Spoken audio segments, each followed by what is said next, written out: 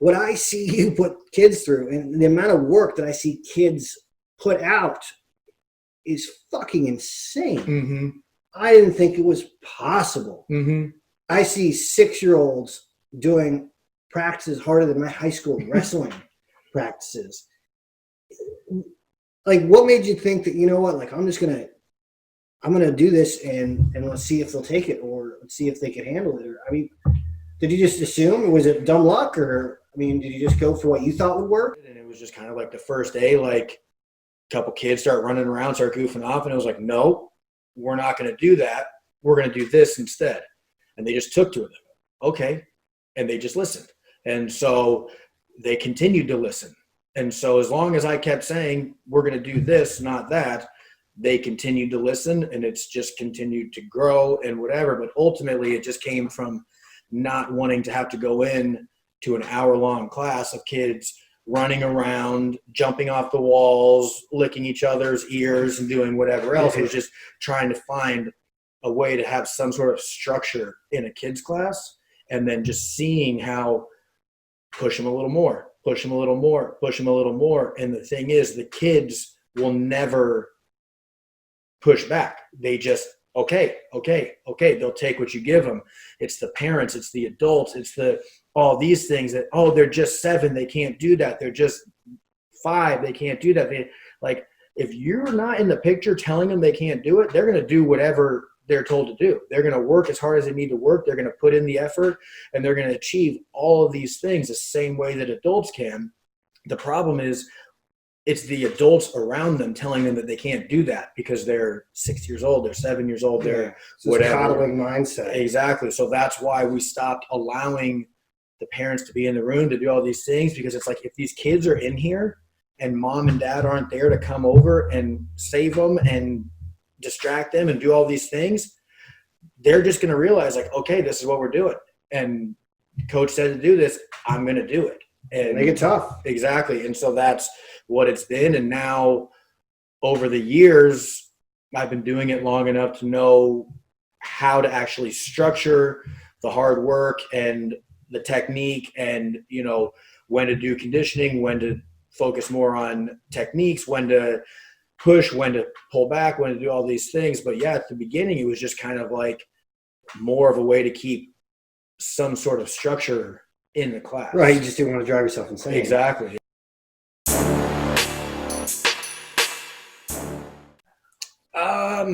I don't think that's necessarily a male versus female thing. I think, yeah, for sure, body types are different. Yeah. So certain people inevitably are going to be more inclined to play guard. Certain people are going to be more inclined to do takedowns, play on top, things like that. So it's more of like a case by case versus a boy versus girl or whatever it may be. But again, it all circles back to the nobody cares, work harder. It's like, well, it's a girl. Like, yeah, nobody cares. Like, she's a girl.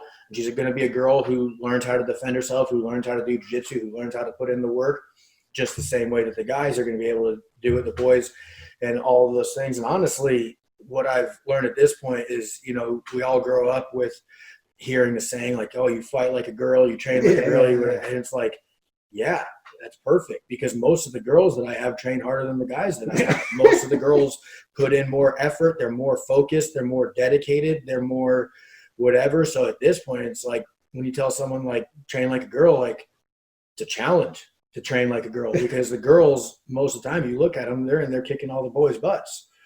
The boys just kind of rely on being strong and having this mentality of toughness and whatever, whereas the girls are actually putting in the work. And again, it's, if you don't tell them that they can't, they're going to accomplish whatever you put in front of them.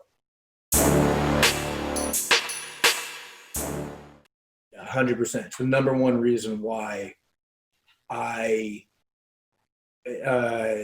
try to teach in a way that, especially for the adults, I've tried to build a program that is female friendly, is because I 100% believe that jiu-jitsu can save a female's life in that situation. And I'm not just talking about life, like life or death. I'm talking like quality of life as well, because it's no secret that any female who would go through a scenario like that their life will never be the same again.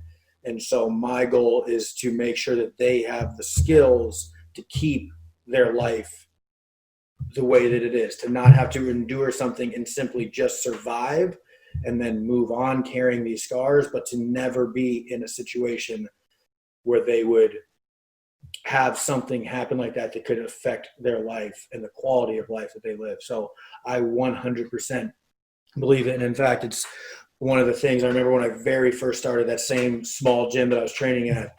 There was a story of a blue belt girl. She was a student at ASU and was walking up the stairs. Somebody grabbed her from the foot, pulled her down, and started trying to take her pants off. She was able to put the guy in a triangle, put him to sleep, reach into her purse, call the police, and kept him in the triangle until the police came. She would like let go, and then so that she didn't kill him. Yeah. But anytime the guy started to come back to, she would just squeeze, put him back out, and waited for the police to come.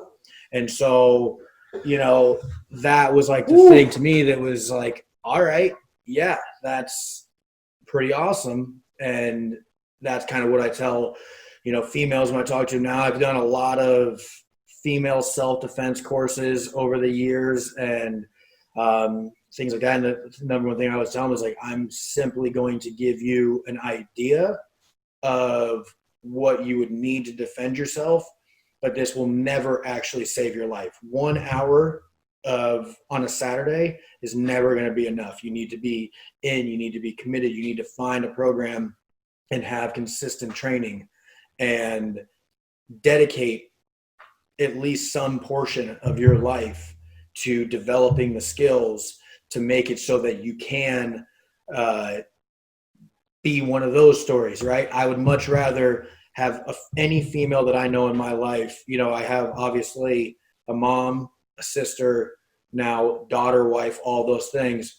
And I would much rather them tell the story about the time that they put a guy in a triangle, called the police, and waited for them to come than the opposite end of that. Yeah. So the girls that you train, you know, and I got to roll with one of your 16-year-old girls, and I rolled with her 3 times. First time I rolled with her, I was like, oh, okay, I've heard she was really tough. So I'm like, all right, cool. This actually wasn't too bad. You know, I learned some stuff. I rolled her again, and I was like, all right, pretty cool. I'm getting, you know, close to submissions. Okay, all right, you know. And, you know, I'm 170 pounds. She's 16 and weighs like 125 pounds. And I'm feeling good about myself because she hasn't destroyed me. And then I see her roll with somebody else, and I'm like, oh shit, she did not roll with me. I should, she was being polite. So I'm thinking you're probably telling her, look, don't ruin every man's ego here. And then one day she comes, she's like, hey, you want to? I was like, yeah. I was like, go hot. She's like, okay. And then she fucked me up. She submitted me like 5 times in a 5-minute period. I was completely defeated. I was just depressed. But I was like, man, she was awesome. I learned a lot, you know. And so, you know, you create these monsters. And, you know, it's just interesting because I never thought that was possible. Right. I never thought that a 175-pound guy I'm not a fitness buff or anything like that, but I'm also not extremely weak. Right. Who has a wrestling background. Right. Who's done jiu-jitsu for 3-4 years. Right. Would get destroyed by a 16-year-old girl who was 125 pounds. Right. In five times in like 5 minutes. That's insane, right? That's like the proof's in the pudding, you know? Right. That the major no-gi competitions are not won by the no-gi only schools. So if you look at ADCC, which is, you know, the major no-gi grappling, whatever, you don't hear about any of the 10th Planet guys winning ADCC. So 10th Planet is notorious for training only no-gi because it's what's best for MMA and because it's what's most practical. Yet they can't win the biggest no-gi tournament that we have. The guys that are winning are the guy Andre Galvao, Lucas Lepre, Cobrinha. even Gordon Ryan comes from Renzo Gracie, which is a gi academy. John Danaher trained in the gi before they do this, and even Gordon Ryan still trains in the gi. He just admittedly is not as good in gi as he is in no gi. But you look at the guys like Gary Tonin still training gi. And so if you look at these major tournaments, if you look at the black belt level of no gi worlds, there's no 10th planet guys to be found on the podium. The guys that are all winning are coming out of the major schools, the major teams, the Checkmats, the Atos, the Alliance, because those schools all train in the gi and have a fundamental understanding of jiu-jitsu. And that's the part that always blows people's mind, is if training only no gi was so good for real life use, how come the guys that train at gyms and teams that only train no gi aren't winning the major tournaments? It's still the guys that train in the gi that are Why do winning. you think that is?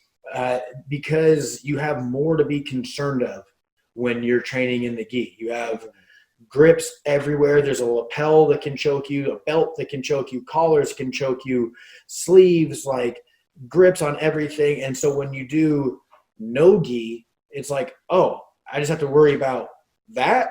Okay, I can take care of that. Like, that's no problem. You're not wrapping my lapel around my leg. You're not grabbing my collar. You're not setting up a kimura at the same time you're setting up a loop choke and doing all these things. Like, yeah, sure, that's no problem. Like, take all of the – it's like running with a weighted vest. You are used to running with a weighted vest, and then somebody asks the argument like, well, this race isn't going to have the weighted vest on.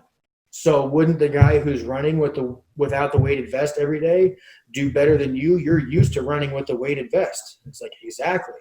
And as soon as I take this thing off, I'm going to have way less to be concerned with, and I'm going to be able to do just fine, whereas this person isn't used to solving as many problems.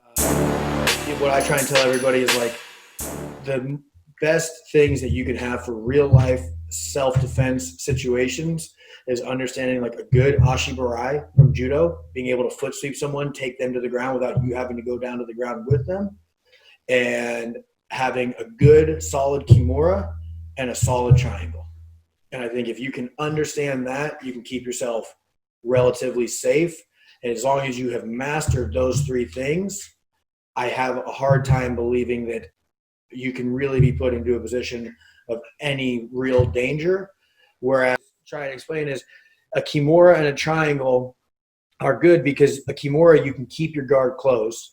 A triangle, you're just transitioning the position of your guard from having both of their arms in to having one arm in, but you're still able to close your legs around the person and control where they're at. When people start teaching like arm bars and chokes and things like that, where you have to open your legs up and keep them open, if you're talking, like you said, that 120-pound female and a 200-pound male, the last thing that I would instruct a 120-pound male or female to do against a 100 or 200-pound person would be to open their guard. That's crazy because you keep hearing, keep distance, keep great distance, right? And from a lot of the self-defense schools and stuff.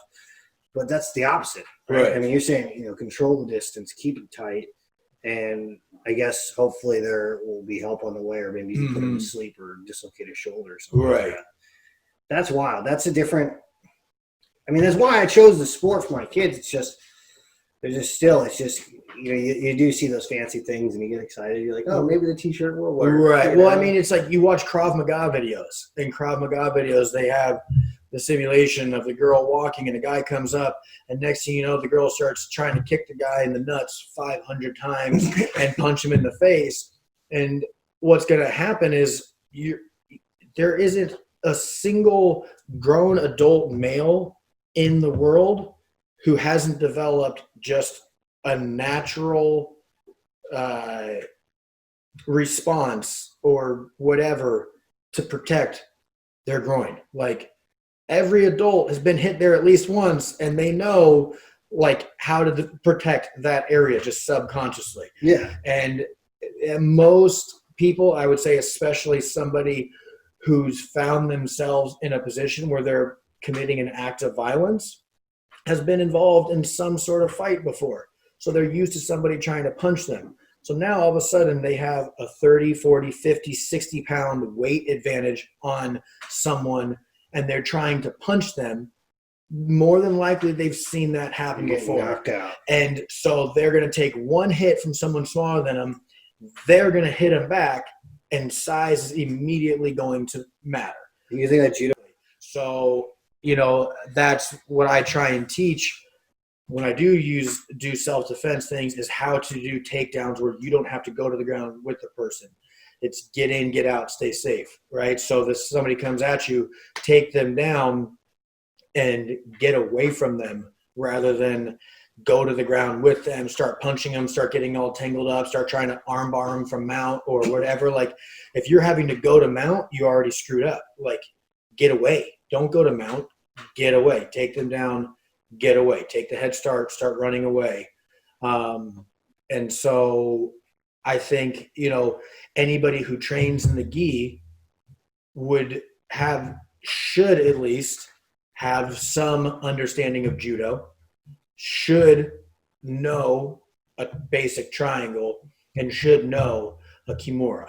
So all the other things that come after it, these things are all fun. They're what develop our awareness. They're what makes us think when we're in positions.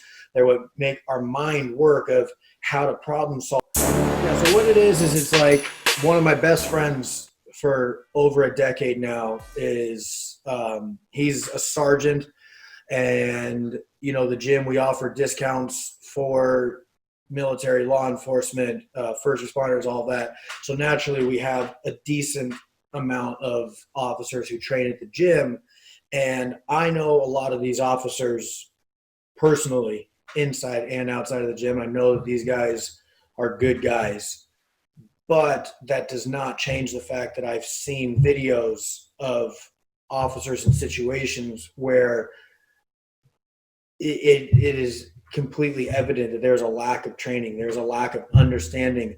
I've had officers come into the gym and, like you said, get beat up by 115-pound white belts, not even blue belts that I've been training for years since they were kids and have developed into this lifestyle, like just females with 6 months of training.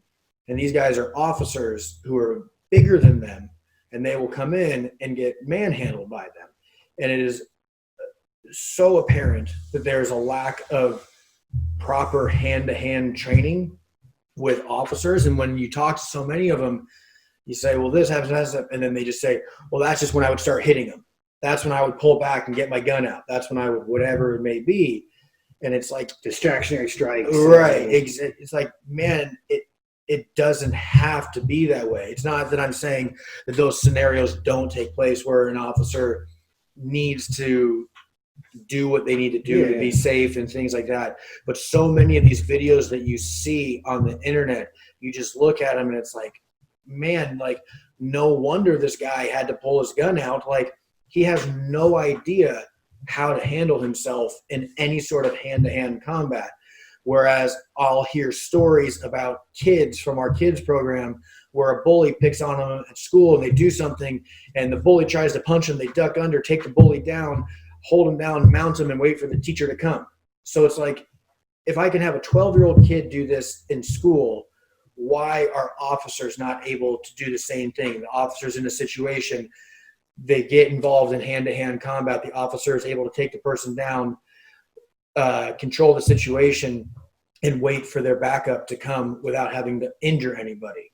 And a lot of the officers that we have at the gym agree 100%. Obviously, they're at the gym. They're training for a reason. They understand that there's a void that they need to fill. But they see so many other officers who don't take those steps. So especially after a lot of the incidents that have taken place recently, we're fortunate enough to have a group of the good cops, the cops who do want that positive change, who do want to see better training, better tactics, and see these situations being handled more appropriately. And they, along with myself, we're working together to develop essentially a curriculum that can be implemented into not just the departments that we're working with here locally, but something that could be done nationwide, if not worldwide, to be able to develop, because, they have so many, they have their curriculum now, and you have your position 1, your position 2, and things like that. But there's flaws in them. There's holes, there's gaps, there's things. Not enough grappling time. Right. And exactly, not enough live training of these. So what we're trying to do is take what's there already, improve it, and then build something that can be easily taught and easily trained to help more officers have the skills that they need to, ultimately there's 2 goals in mind. We want less violence as well as more officers coming home safely. We don't, you hear so many, it's one side of the coin or the other. You take everything away from the cops and, screw the police, they're terrible people and all these things that they do, and let's ban all these things and whatever. And then you have the back the blue side, which is, this is someone's husband, someone's dad, they need to make sure that they're getting home safe and whatever. Whereas my stance is, why can't both people go home safe? Why can't the officer go home safe and unharmed, as well as whoever that person is that they're involved with the confrontation? I don't think that it should have to be only one person gets to leave unharmed, only one person gets to go home safe. I want both people, so that if something happens and somebody is mentally unstable, they're on drugs, they're on whatever it may be, and they're in a situation where the officers have to get involved and they're unstable and they do something to where they lash out and they attack an officer, that officer, if that is their job, to be the person on the front line who deals with that person in that situation, that officer should be able to have the training to restrain that person, to control the situation, to defuse it, and make sure that that person can now go get the help that they need without having to break their nose, their orbital socket, their arm, and dislocate their shoulder in the process. Like, why can't we just get them the help they need without beating the hell out of them first? And do you think that's possible, despite, them being on drugs and all this stuff, they amping up, if you have 2 people that know what they're doing?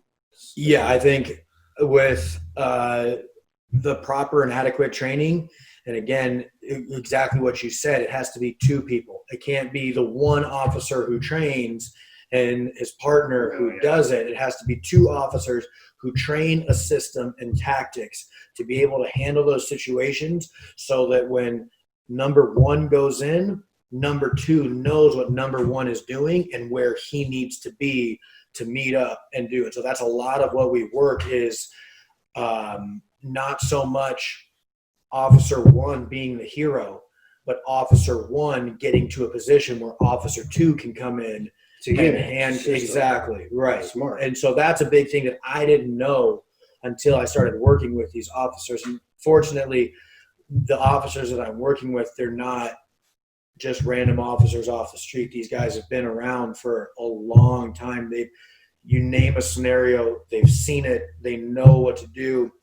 And I'm learning so incredibly much about their systems and their policies, just as they're learning about the jiu-jitsu side of things and how we can use certain holds and positioning, point loading, pressure, and things like that to control somebody.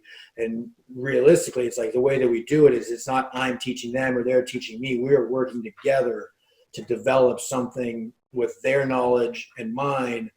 But that's like the biggest thing that, again, I didn't understand until we started doing this, is the goal is not for me to come to you and me to take you down and handcuff you. The goal is for me to be able to control a situation long enough for my partner to come in, and he's going to be the one who handcuffs you. And, realistically, what the thought is like, you should try to avoid even putting hands on somebody until your number 2 is there. Okay. Right? Make sure that you're not getting involved in a one-on-one situation where you may become overpowered and then have to result into elevated levels of violence or deadly force. It's to make sure that you have somebody there so that 2 against 1 and you can control that situation properly. 2 against 1 who know what they're doing. Right. But that's the problem, is that a lot of times it's 2 against 1, but those 2, they're both going in blind and they're just going to start punching, kicking, swinging, tasing, hands shooting behind the back, that's all they care about. until something happens, versus having a systematic approach of Yes. That is exactly what we're going They to do. haven't been trained. So there's a bunch of arguments on in that system that you're developing with them. Is the rear naked choke a needed tool? So far, we haven't used it. No. Okay, so the departments that in some of the states have decided they're going to do away with it for PR reasons or for whatever the case may be. Maybe it's legitimate. I don't know enough about it. They could still adopt a system of jiu-jitsu that's just as effective without it, or close to effective. I would argue that point for sure. I would say that, the rear naked choke, again, if trained properly, if taught properly, it's a very safe technique that can be used. It's on the carotid arteries. It's not on the windpipe. So like a guillotine, you can make the argument that you can, damage somebody's trachea and things of that nature. A rear naked choke doesn't do that. It's just cutting off the blood flow. So it's basically the off switch to somebody. So again, as we were talking earlier with self-defense situations, the one thing that I would add for myself would be a rear naked choke if I was in a situation where somebody was attacking me hand to hand. I think for an officer to be able to have access to that, and if you have someone who's much bigger, much stronger, and all these things, and you're able to quickly subdue them and hit their off switch and then get them in handcuffs, I think it incredibly useful. But the problem is the officer would have to be trained and know when the switch is off and when to let go.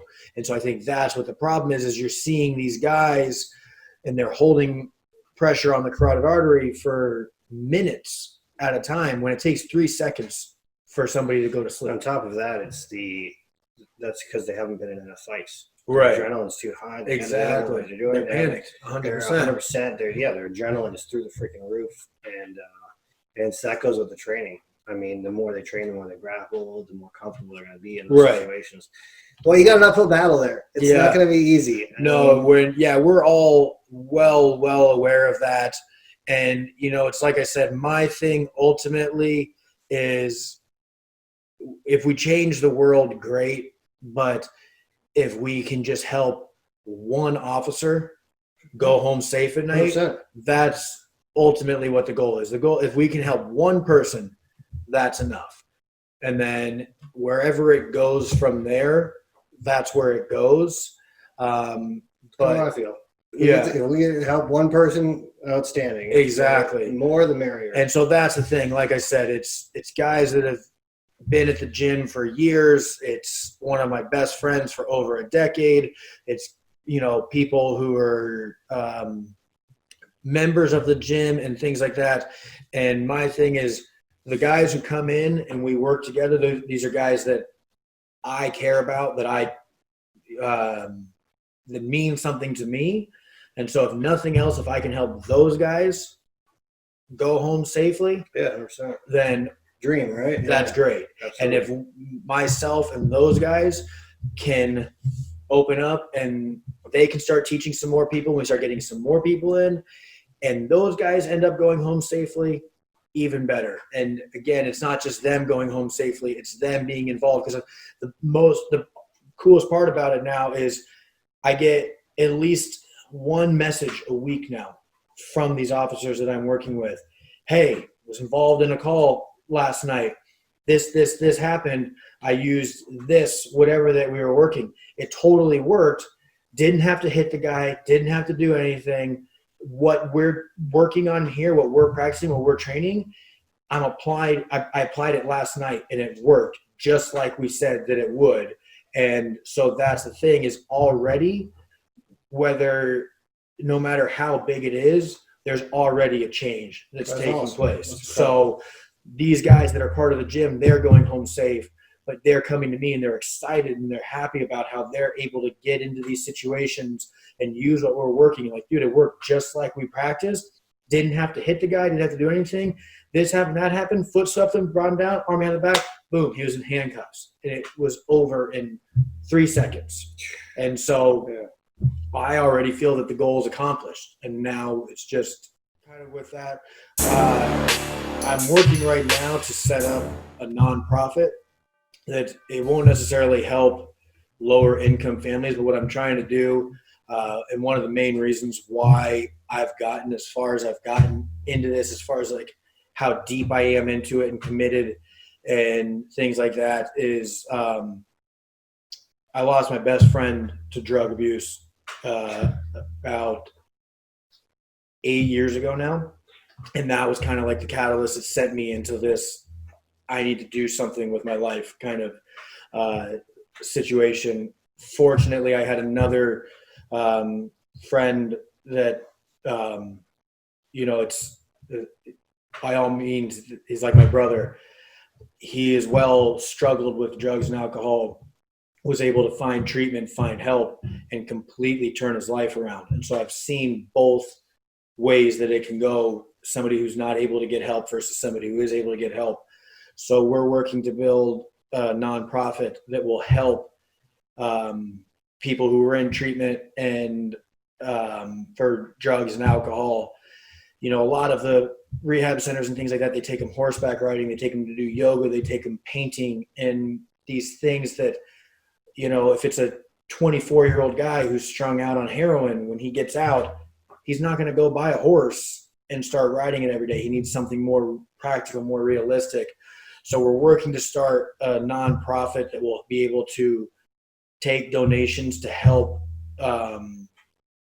pay for memberships and uniforms and things like that for people, not just at our gym, but at other gyms all around, where these guys can come in from treatment centers. And as long as they're in treatment, they're going to meetings and they're following a program to make sure that they stay on the straight and narrow, will be able to use jiu-jitsu as a tool to give them something new to look forward to, a new community and all these things. And then as far as lower income families, we actually just started working with this program called Class Wallet. And it's a really awesome program that we just found out about through one of the families at our gym. And what it does is it